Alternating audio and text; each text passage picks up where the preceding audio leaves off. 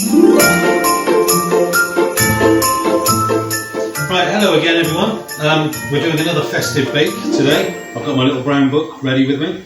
This is a peppermint crisp, so it's another chocolatey treat. Now what I've got, first of all, I've got an 8-inch tin that I've greased. So it's greased and lined, okay. I've got my dry ingredients here, which is in old money. I've got it written down. It's 2 ounces of caster sugar, 4.5 ounces of plain flour, and half a teaspoon of baking powder. Now you could just go with 4.5 ounces of self-raising flour, but I'm just following the recipe. 2.5 ounces of desiccated coconut and a tablespoon of cocoa powder. And into that, the dry mix, I'm going to add 4 ounces of butter, which I've melted. And then I'm just going to mix the two together. This is going to be the cake base for our crisp. It's similar in a lot of respects to a fridge cake, but we are baking it first. But as you can see, it does make quite a dry mix to go in the bottom of your tin here. So what's key to this is to getting it flat. So I'm just going to just spread it out. So we want a nice thin layer of this, you see. And just push it into all the corners. Because obviously you don't want any big lumps and bumps in it for when you ice it later on, which you will see. I'm just going around the edge. Push it down nice and firmly. I mean, this hasn't got a loose bottom, this tin, but the paper, I'll be able to lift it straight out because of the paper on it. And right, and that's ready. Voila! You know, it's as simple as that. Right, I've got a preheated oven, 170 degrees, 170 to 180. I'm going to put this in the oven for around 20 minutes, 18-20 minutes. And then we're going to set it aside to cool. So I'm just going to drop it in now.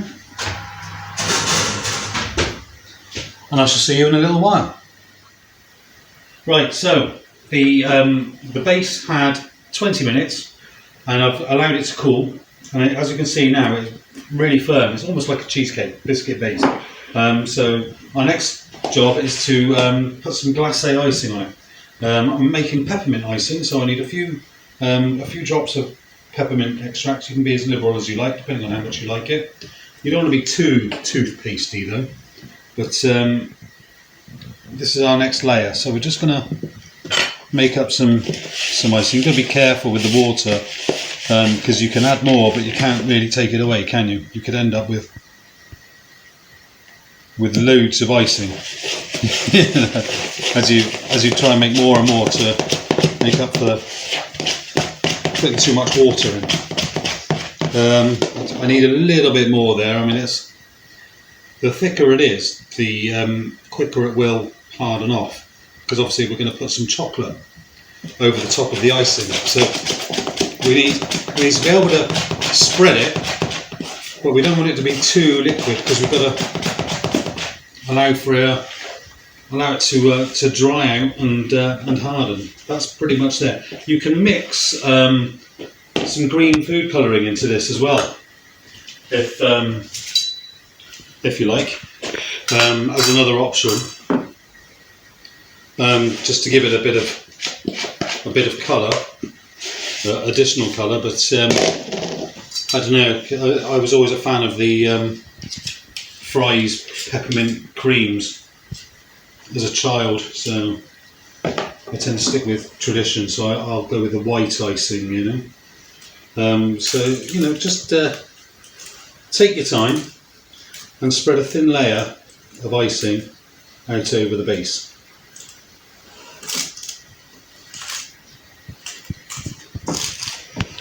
Yeah, it doesn't have to be exact, but you do kind of want there to be some overall of it.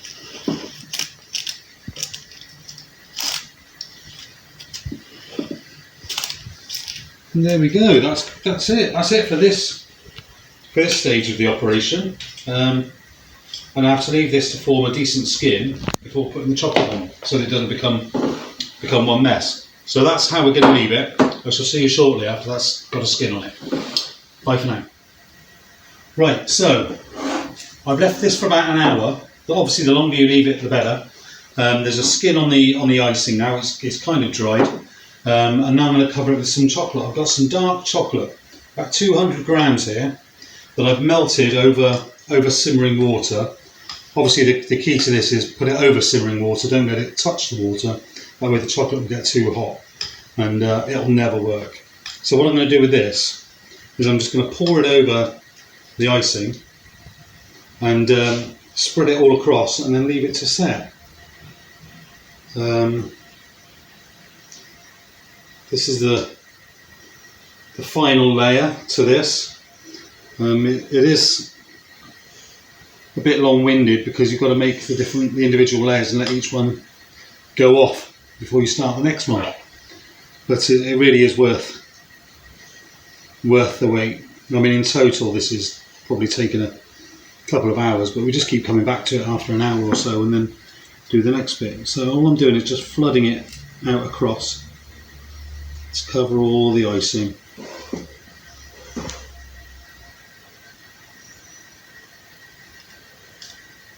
Obviously, without the skin on the icing, the chocolate would have just kind of blended in with it. We do want a certain amount of definition. Well, I could use some white chocolate as well if I wanted, you know, just drizzle some white chocolate over the top and make a pattern. I'm not going to, but I could do it. It certainly wouldn't take a great deal of effort to do that. But that's that for this one. I'm just going to put it in the fridge just to allow the chocolate to harden off, and then we'll have it out later on and see what it looks like. So I'll see you shortly. Thank you. Right, so now we're ready with the big reveal. the chocolate is set, so it's just a case of lifting it out by the paper and cutting it into squares.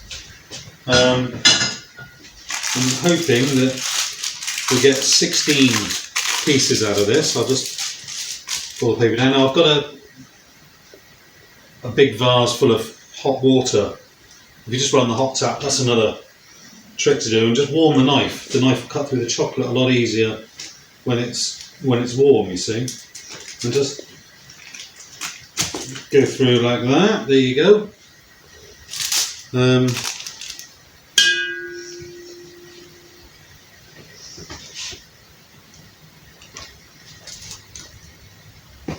Actually, I'm probably going to cut this into 12. That being said,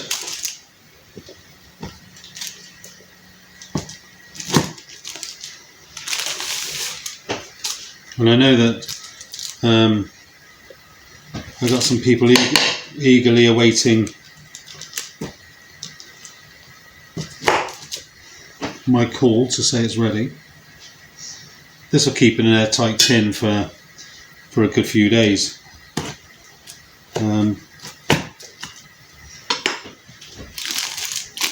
But there it is. So we got the layer of peppermint icing, the chocolate, and the crumb base. It's as simple as that.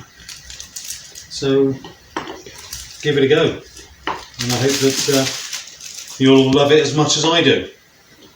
So for now, bon appetit.